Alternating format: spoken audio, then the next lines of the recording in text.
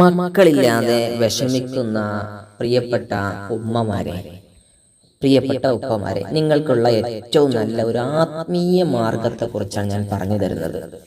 അസ്സലാമു അലൈക്കും വറഹ്മത്തുള്ളാഹി. പ്രിയപ്പെട്ടവരെ, നമ്മുടെ വീഡിയോ കാണാൻ വലിയ ഭംഗിയൊന്നുമില്ലെങ്കിലും അമൂല്യമായ അറിവുകളാണ്. എല്ലാവർക്കും ഉപകാരപ്പെടും. വളരെ 1, 2, 3 മിനിറ്റുകൾ മാത്രമാണ്. നിങ്ങൾ ലൈക്കും കമൻറ്റും സബ്സ്ക്രൈബും ഒക്കെ ചെയ്ത് കൂടെ ഉണ്ടാവണം.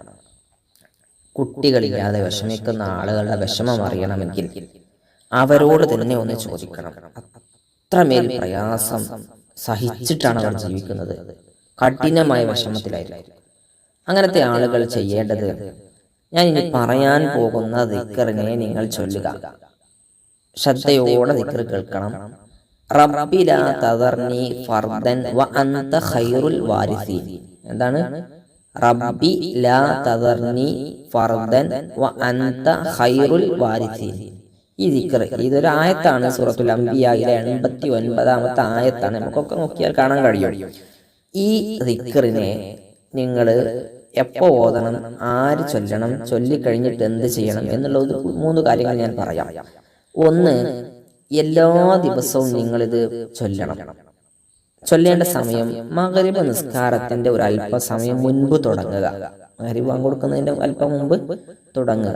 എന്നിട്ട് മഗ്‌രിബ് ബാങ്ക് കൊടുത്ത് നിസ്കരിച്ച് പിന്നെയും ഒരു അല്പസമയം വീണ്ടും നിങ്ങളിത് ചൊല്ലുക.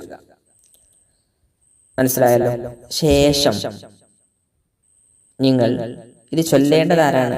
ഇത് കൂടുതലായി ചൊല്ലേണ്ടത് ഭർത്താക്കന്മാരാണ്. ഭാര്യക്കും ഭർത്താവിനും മക്കൾ ഉണ്ടാവണമല്ലോ. ഇവ 2 ആൾക്കും വേണ്ടിയിട്ടാണ് മക്കൾ ഉണ്ടാവുന്നത്.